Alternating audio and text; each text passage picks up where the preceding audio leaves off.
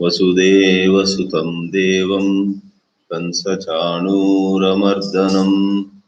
देवकी परमानन्दं कृष्णं वन्दे जगद्गुरुम्.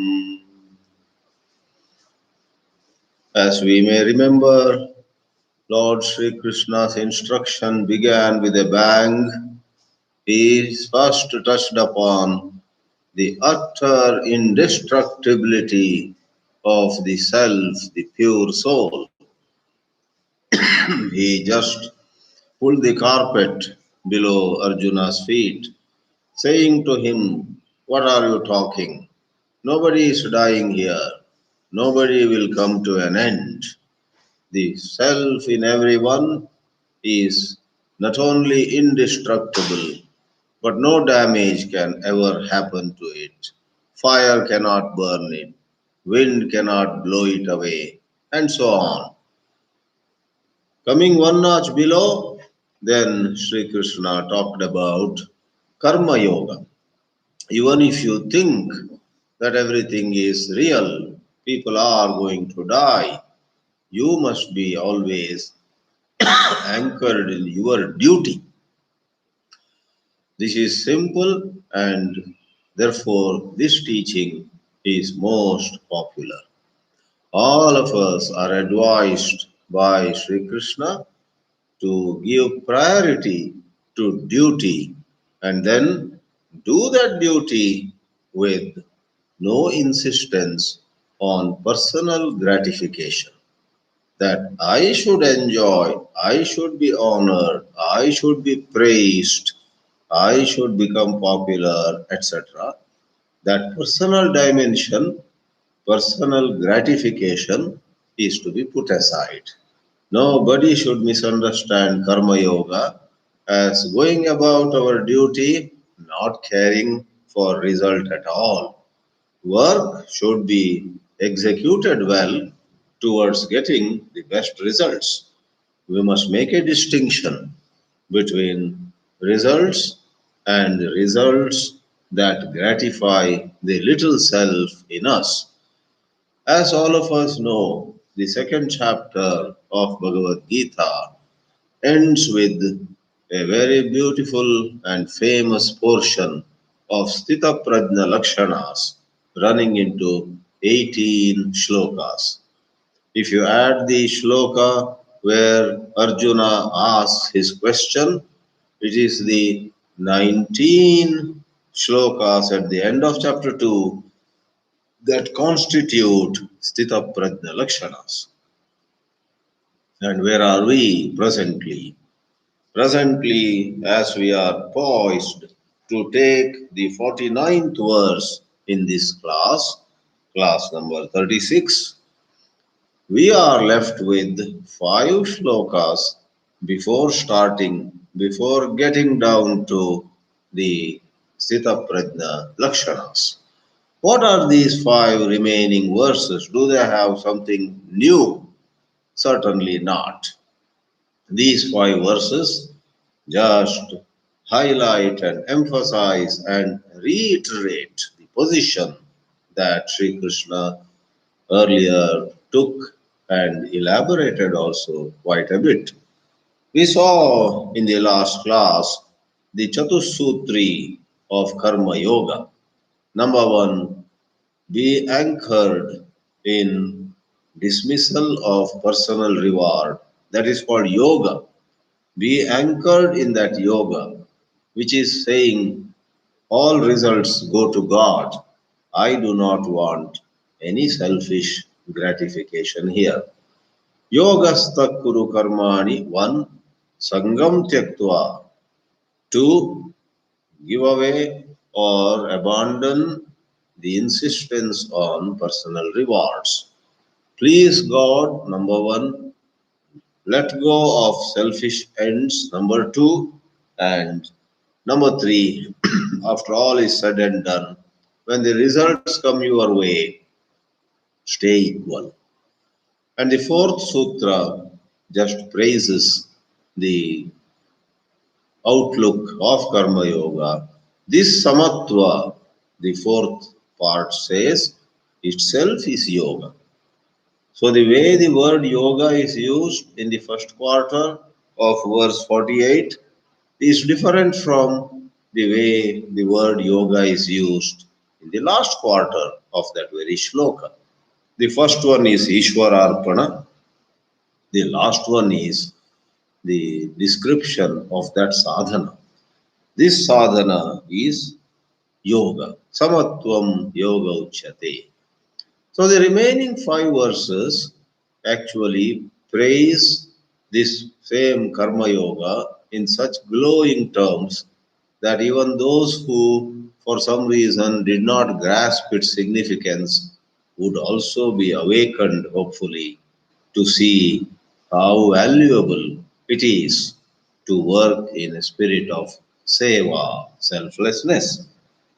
Adi Shankaracharya introduces 49th verse, Yat punaha samatva buddhi yuktam Ishvara aradhanartam karma uktam etasmat karmanaha. So, on one hand, you have this beautiful way of living, this beautiful way of being active day in and day out, where we offer everything to God. In comparison with that, our good old ways, the selfish ways, always dreaming of our becoming somebody, our self importance, that is so inferior. Therefore, compared with karma yoga, sakama karma is inferior. That is what will be said now in 49. Durena hyawaram karma buddhi yoga dhananjaya buddhau शरणमन विच्छ कृपणा फलहेतवः दूरेण hi avaram. Avaram means lower. That means inferior, of much less value. Durena means by far. If something is 200 and something is 150, that is not low by far. But imagine if something is 200 and the second thing is 12 or 13, then by a large gap, the second one is inferior. That's what Sri Krishna says. If after all our studies we still continue to entertain selfish desires, we go to bed with disappointment that nobody praised us. We wake up in the morning hoping to become somebody in the town, to come to limelight, make money, hit the headlines. Who? We. So if we are so caught up in this I, me, and my, which, mind you, doesn't spare us even in the so called spirituality unless we are careful. Even in spirituality, we might just go after spiritual name and fame, to be considered by the town as very religious, to be called by thousands as an excellent writer or speaker or teacher or whatever. So there's no harm in the town appreciating you, but do you seek that appreciation? Is that on top of the list for you? That is the important question. One doesn't have to fight shy of name and fame.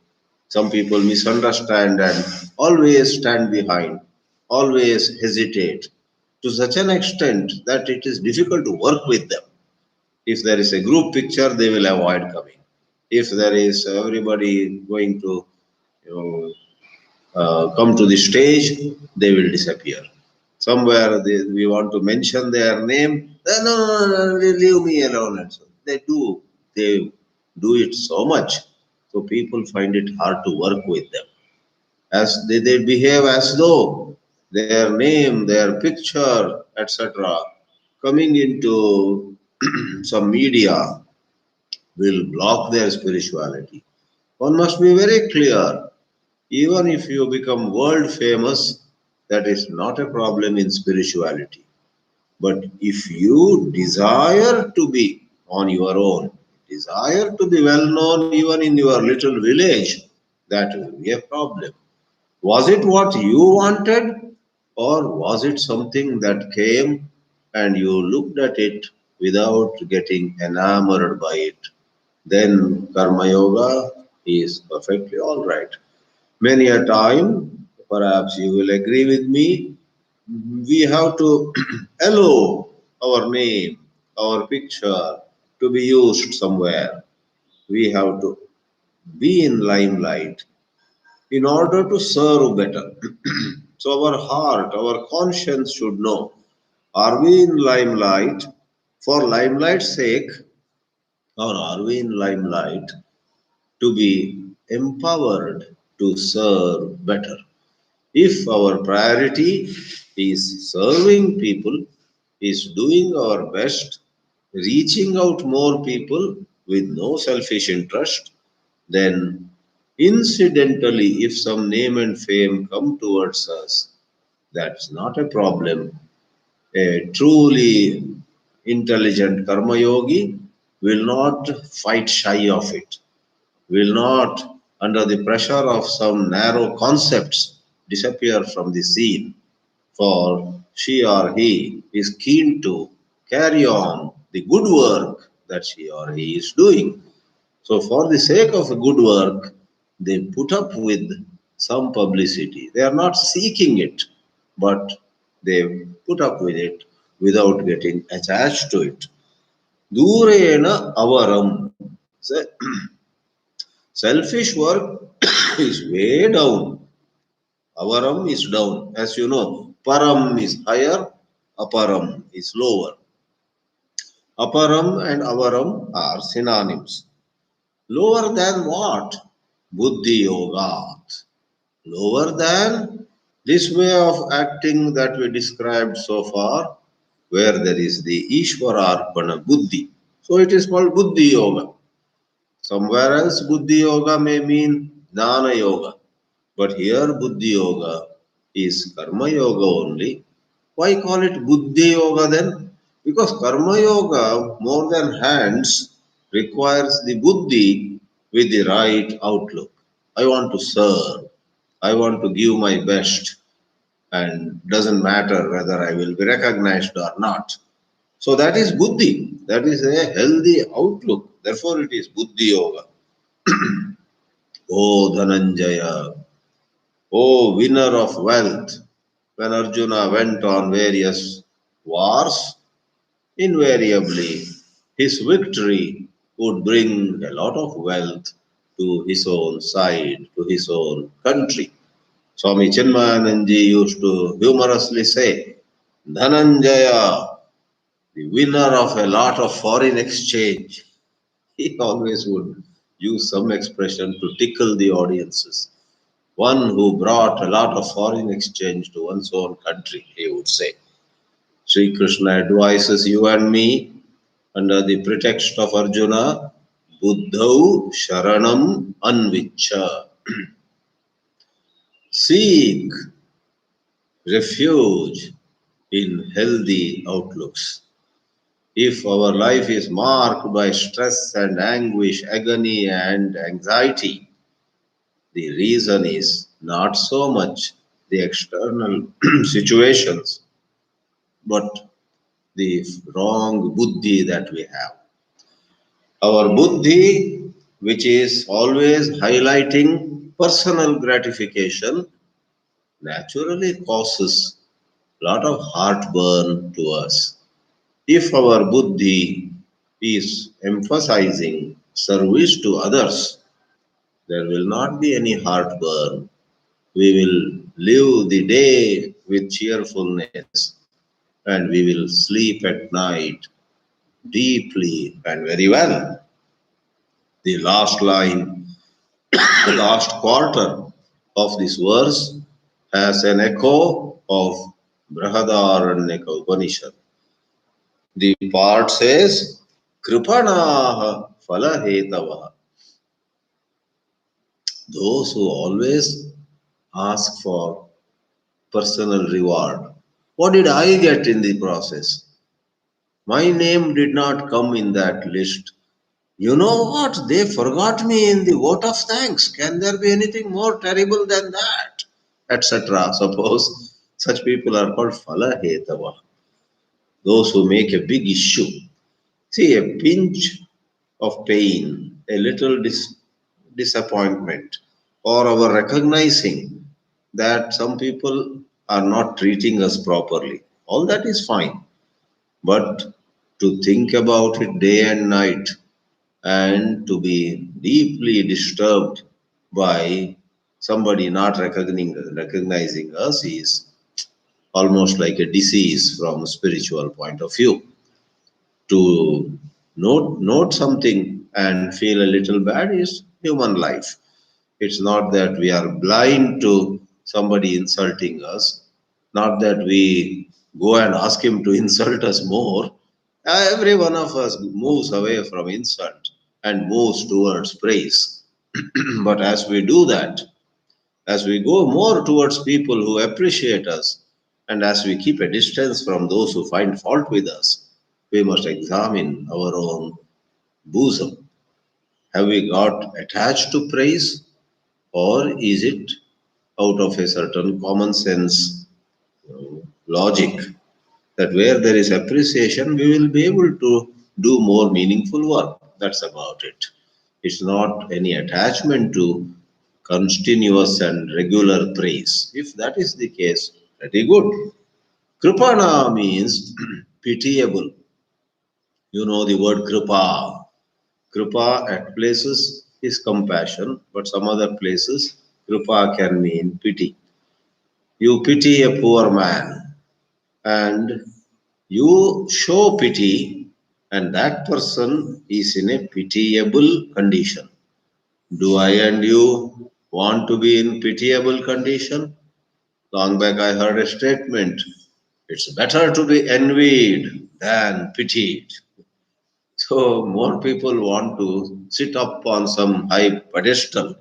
So the whole town envies them and they justify their wanting that position, saying, better to be envied than to be pitied. Well, that may be worldly wisdom, but spiritually speaking, we must rise above both pity and envy.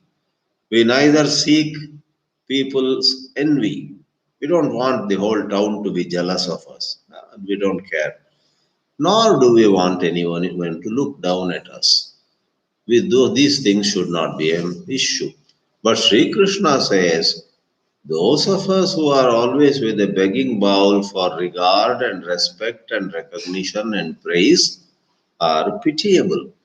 Phalahetavaha kripanaha. That word is used in the Brihadaranyaka Upanishad when Rishi Yajnavalkya speaks to the lady participant in the discussion between erudite Vedic scholars in the court of King Janaka. And we shall see that in the Shankara Bhāshya, Shankaracharya makes a reference to that context. Acharya Shankara says, Durena ati viprakarshena, by long distance, avaram nikrishtam, inferior, karma phalarthina kriyamanam, that is selfish work. Those who want phalarthi, karma phalarthina kriyamanam karma is inferior to what? Buddhi yogat, which is samatva buddhi yuktat karmana. Karmana is fifth case here. Lower than, inferior to. Why is this desire prompted action inferior? From a Shastriya drishti, janma maranadi hetutvat. Because we may think we are very smart in eyeing some material reward or some other honor. We may think that we are clever and great, but The moment we welcome these desires, which may make us street smart, and we may be smarter than a lot of people who don't even achieve anything. From a higher point of view, we guarantee to ourselves another life. Because the higher wisdom of spirituality, Vedanta, Buddhism, Sufi, and Zen, and all these, the higher wisdom uncompromisingly says what is truly wise is empty out your consciousness, empty out yourself of any desire. If God were to come suddenly and say to us, I'm going to take you in next 5 minutes, do you have any last desire? We must be able to say, no desire at all, I'm waiting to go with you. Why delay for 5 minutes? Let's go now itself.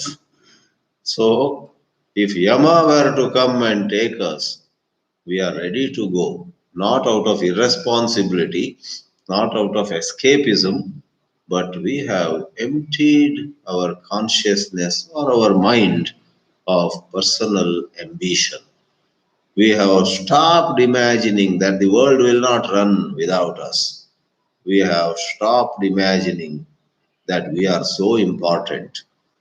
We will work till the last breath of our life, but if need be, we are ready to go at this moment. So someone said humorously, using an old line of that Hindi movie Pakija, if Yama or God were to come and say, Chalo Dildar Chalo, the devotee who is ready will say, Hum bhi tayyar chalo. God says, Come, let's go. And we say, We are ready, let's go. And we go then. So that is not to be looked down as some kind of directionless life. This fellow, had no projects at all, jobless fellow. He just went with God when he was called. That is not the right understanding. Wise people have enough job to do, but they are not attached to any job. And everything should be understood in spirit. Nothing should be stretched too far that literally everyone has to go. If some wise person says to God, let me complete this and come, we don't judge him to be attached, etc. It's up to them. See, in spirituality, we never judge anybody on superficially. Just because somebody has some apparently surface wise, on the surface, some attachment, we don't judge. We want to look deeper. Somebody laughs loudly, somebody smokes a cigarette, somebody has kept some wealthy cars, expensive cars. True higher spirituality doesn't bother. Have a Rolls Royce, doesn't bother. Have a 7 bedroom house with lavish furniture and so on. Who cares? But spirituality asks the question, are you attached to the car? Are you attached to the house? Do you think that if for some reason the house were to go, do you think that your self worth comes down heavily? That thought is a problem. If you are able to laugh when your wealth goes and next day it comes back doubled, you laugh a second time. Then that is spirituality. Having wealth, having husband or wife, having bank balance becomes a non issue on higher spirituality. During a certain phase of your sadhana, you surely may want to simplify life. God bless you. That is okay. But in principle, higher spirituality is all about the state of mind, state of consciousness, and not about the outer appearance. समत्व बुद्धि युक्तात् कर्मणः because janma maranadi hetutvat yatah evam tatah because this is so therefore yoga vishayayam buddhau sharanam anvicha sharanam is ashrayam. The Bhashya provides synonyms. Take shelter, like in English too we would say, take refuge, take cover under, take shelter, where more than taking shelter in money or power or position or limelight, take shelter in the right outlook. Friends, spirituality above all asks us to have right dispositions. Right disposition, where we judge things properly, where without batting an eyelid, we brush aside prayer, what is pleasing, and go for shreya, what is truly beneficial. That alertness is the greatest wealth.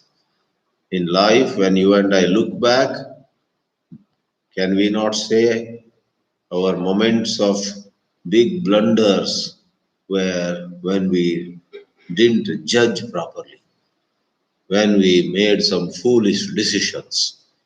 So, again, those foolish decisions are not so much in the context of whether we lost money or lost some position. More than money or position, some foolish decisions in our life would have made, in a manner of saying, the soul in us to shrink. We felt petty about ourselves. We felt small about ourselves. We allowed people to take advantage of us. If they took away money, that is not the issue. But as they took away money, suppose we sat back saying, "Oh my, what a fool I have been." That's thinking we are such fools, that we are weak, that we have wasted our time. Oh, that is terrible. The money gone is not an issue. Look at that. So, there is a lot of inner truths to be recognized. So, either this means, Buddha means take shelter in the healthy outlook, or because such healthy outlooks eventually lead to self knowledge, Adi Shankara has no hesitation in adding Tat Paripaka Jayam Va Sankhya Buddhau. Sankhya Buddhi is either continuous or intermittent glimpses of our being the pure self. When Sankhya Buddhi overwhelms us, the experience will be dramatically different. When a thought of looks like I will not become the chief, looks like I will not be selected as the CEO, looks like they are rejecting me for the position of the secretary, some such things. You know what? If you have Sankhya Buddhi, you will, without much effort, have an insight. Who has to become the secretary? Who has to become the chief? Who has to become the managing director? The Atma? The Atma is Ananta. I am that. The Atma is ever full. I am that. Atma doesn't have to become. Uh, your personality has to become, some position. MD, managing director. If you have Sankhya Buddhi, you will gently smile at this business of personality. You will say, this personality is a mere shadow of mine. I am not this personality. Sankhya Buddhi is Atmajnana. And it's not just talking like a parrot. When that insight arises in you, your life will be so different. Where others cry, you will be smiling. Where others feel proud, you will just gently smile. You sit on the throne of a king, you smile as though nothing has happened. Then you are made to leave the country, extradited. You are banished from the country for whatever. There also, you just gently smile. That is Sankhya Buddhi. And if someone takes shelter in that well understood outlook of the Vedanta, then no wonder Shankara says in the next expression, Abhaya Prapti Karanam. That is what can give to us Abhaya. We will be fearless, with or without money, with or without family, with or without some responsibilities. Inwardly, we are fearless. We will remain active, we will do our best, and we move on. We are ready to move on, we are ready to go up also. Abhaya Prapti Karanam, look at that. Prarthayasva. Anvicha means I said seek. Prarthayasva also is pray for that. Pray every day. First, pray for this healthy outlook of service. Pray for the liberating outlook of purest self knowledge. And recognizing that all this will be possible by divine grace, pray for God's mercy. Then, yes, fourth and fifth and sixth and seventh, feel free to add, and God, may my daughter get well. And Lord, may my son pass the examination. There are all these things. Put them in the list. But above all of them, first you should be asking for something more valuable. Life is a combination of all these things. In the name of spirituality, do not say to your son or grandson, Beta, I have become very spiritual. I can't pray for you to pass examinations. No, no, no, no. However advanced you may be, you recognize your grandson's anxiety about passing an examination. Your granddaughter, somehow she is unwell and she has to get well. At that young age, why should she suffer with some health disorder? So you will pray. You may be a great Vedantin, but you will pray for your granddaughter or grandson's health or all that. You will pray, but without losing sight of the higher goals. You personally are interested in this Sankhya Buddhi or the Yoga Buddhi. And Sri Shankara says, Paramartha Jnana Sharano Bhava. Having been exposed, having learned from competent teachers, having appreciated, oh, yes, yes, yes. What matters the most in life is right outlooks. And rest of it has a place, and things will fall in place. But if I don't have right outlooks, of what use is power and position, wealth and contacts, social popularity? All of them will mess up my life more than ever before. Whereas if I have the Yoga Buddhi, the Sankhya Buddhi, either of them or both of them, what I read, relief it is. I will be moving like a free person, and that's what my heart seeks. In this way, Acharya Shankara uses an old expression. After all, he wrote this presumably 12 or 13 centuries ago. Paramartha Jnana Sharano Bhava.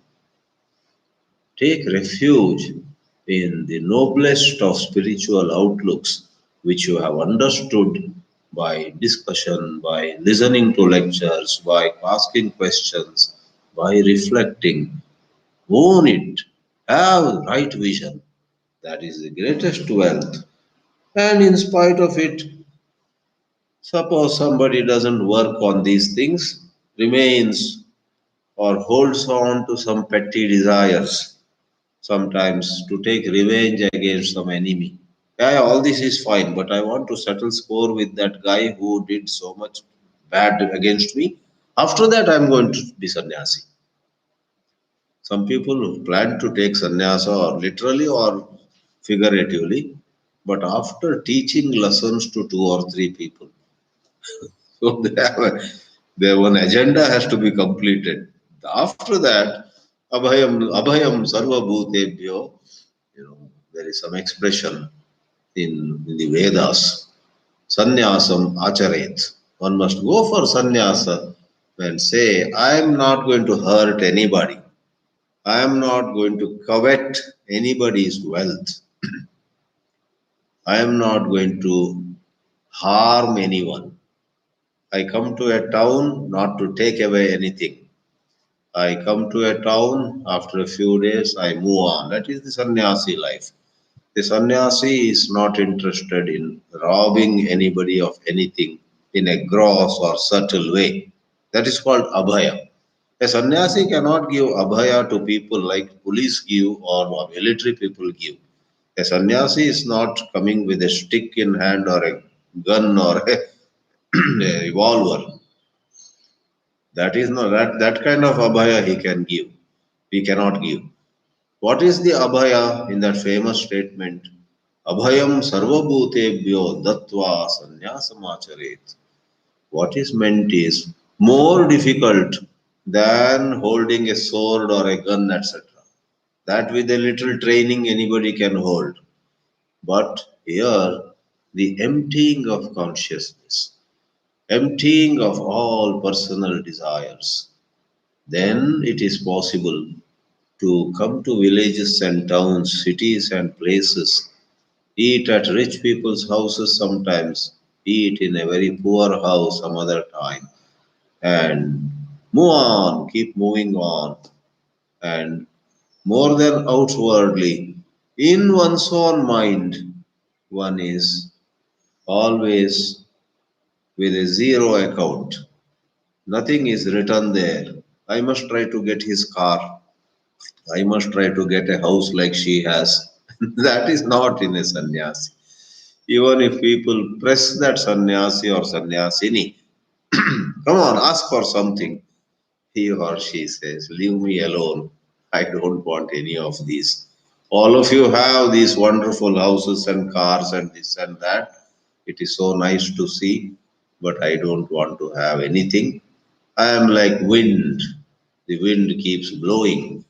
So that is very enviable state of consciousness. In contrast, kripanaha falahetavaha, deenaha.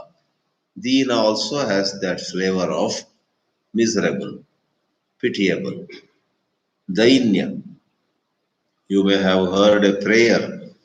It is said we must pray for dying without much suffering, dying without much body pain or inability to breathe or some other terrible physical condition. Once they took me to one lady who was dying and she was on the bed and her husband said, just come and make a prayer for her, tell a prayer. And as I saw, her stomach had swollen, some liquid accumulation or something. And she is lying on the bed, and the stomach, swollen stomach, was periodically rising up and coming down, rising up. Terrible. Even to see that was scary. And she too, with some tears in her eyes, said to me, Swamiji, please pray that I just move on, die. I don't want to live anymore. What is this? See, that is physical misery. And she died after a few hours, I guess, after I visited her in a hospital in Mumbai many, many years ago. So we know how our life becomes so terrible before we die. That is called ayasa. Ayasa elsewhere is tiredness, but here is various kinds of suffering. Anayasena maranam. I'm sure many of you have heard this expression. I believe there's a whole shloka. Anayasena maranam. We must die just like that, without going through a prolonged phase of suffering. Anayasena maranam vina dainyena jivanam. No matter how many years we live, will it be possible, we wonder, to live in dignity? Dina or dainya is to live in some undignified manner. We lose our self respect. We don't, let alone others. We don't look at ourselves as worthy. That is a miserable condition. That is dainya.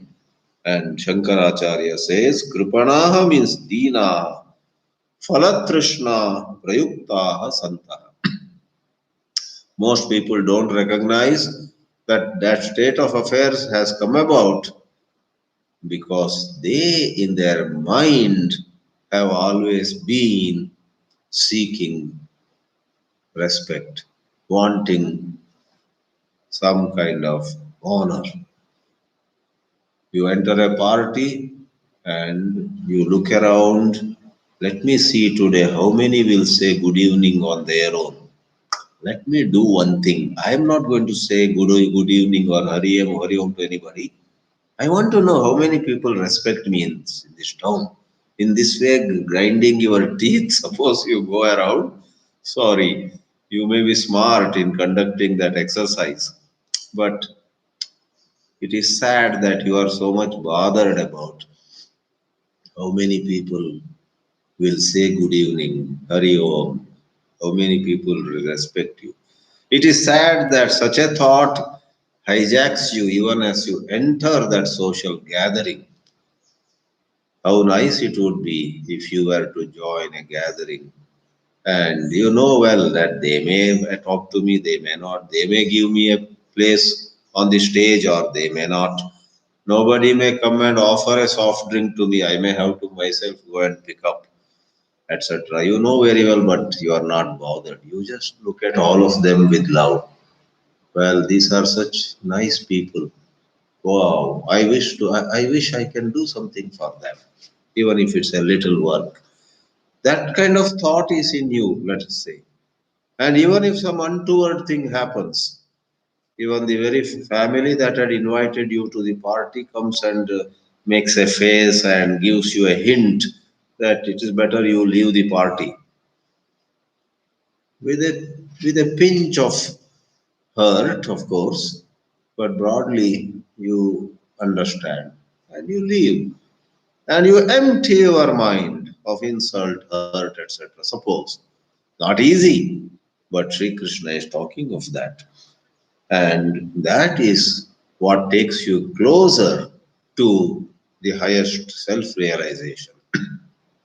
In the Upanishads, this self, Atma, which is also Brahma, is referred to by another word, Akshara. In Mundakopanishad, Akshara is the word used. Paravidya is that by which the imperishable Akshara is gained. Atapara yaya tadakshara madhigamyate. In Brihadaranyaka also at places, like in the celebrated Yajnavalkya Gargi Samvada. Yajnavalkya Gargi Samvada. Gargi is a woman.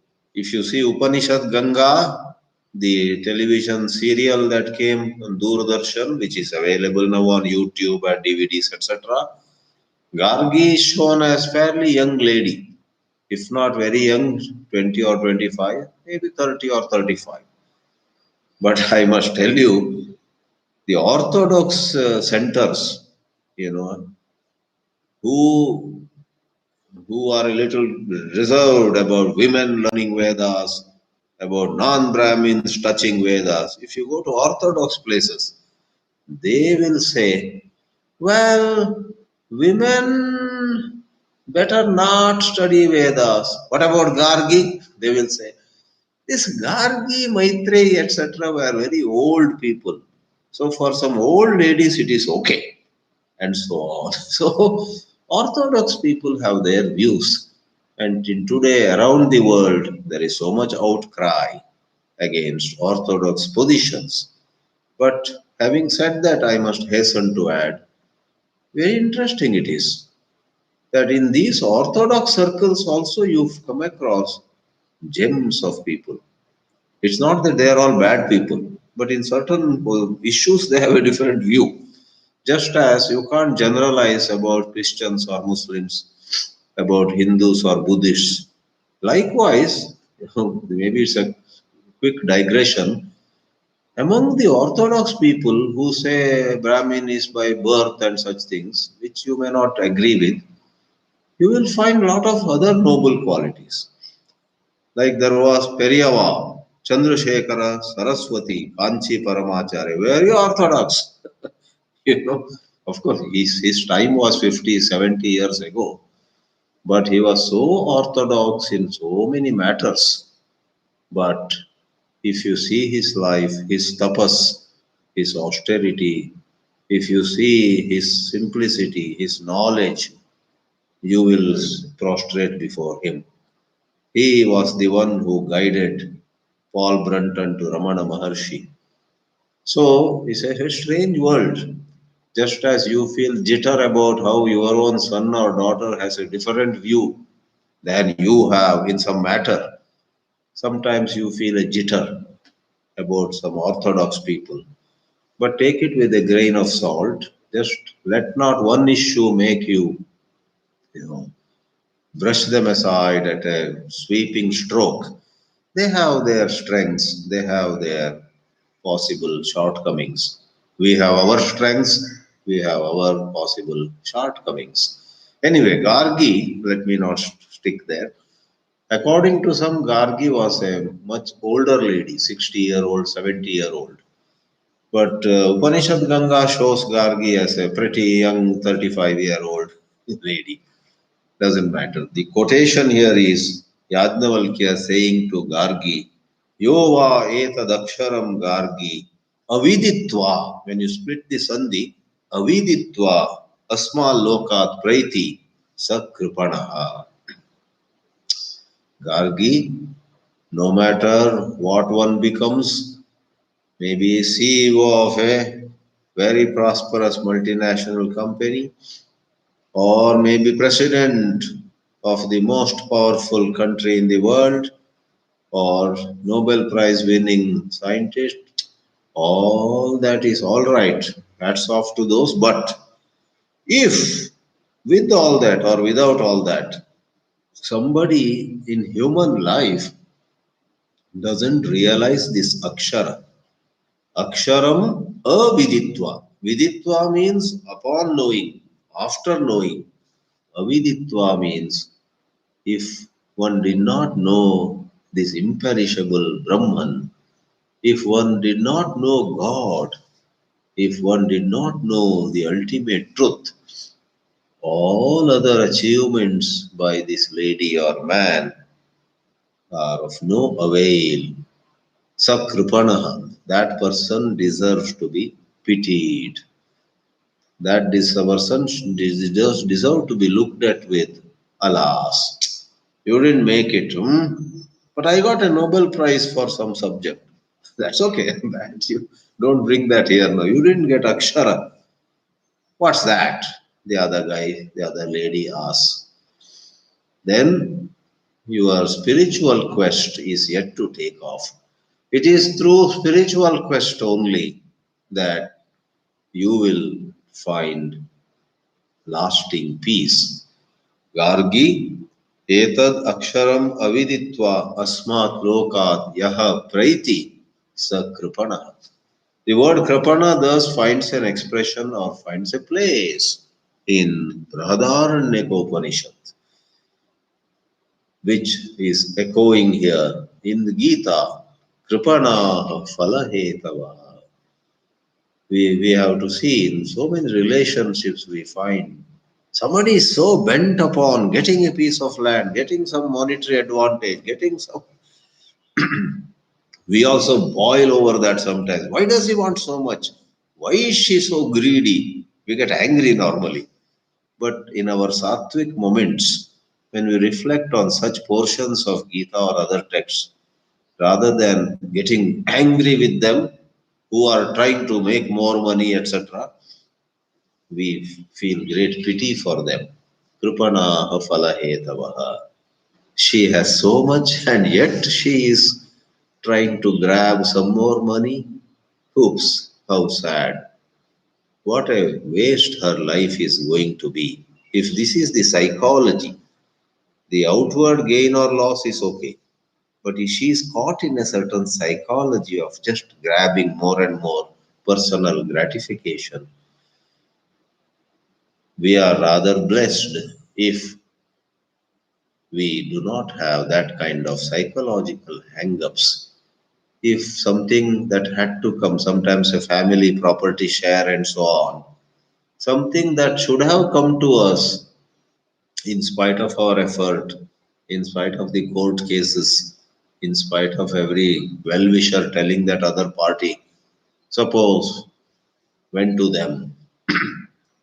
In a sense, in the world's language, we had to eat humble pie. That is the idiom they use. We had to eat humble pie. The precious land, the precious, those jewelry, that he took, she took. I was left with this useless piece of land or something like that. But that is why, sattva is important. In when we are sattvic, we are able to bear with that little disappointment, put it behind, and look at everything from a larger angle of view. Then we come to peace with the scenario. We say, yes, we lost. We had to eat humble pie, yeah. They made fools of us, yeah. But life is much more than property share. Life is much more than many other things. Our eyes are upon the inner wealth. And thanks to the satsangs we have done, we will have reason to say, thanks to the satsangs we have done, with less land and less bank balance, we are so much happier in the true sense of the word, not pretending to be happy. So, if that could be the case, isn't it so wonderful? And take it to its logical conclusion. You get Brahma Vidya. Aksharam viditva yaha praiti sa dhanyaha. That person is blessed. Aksharam aviditva ya praiti saha kripanaha. That is the Upanishad Vakya. Om Namo Bhagavate Vasudevaya.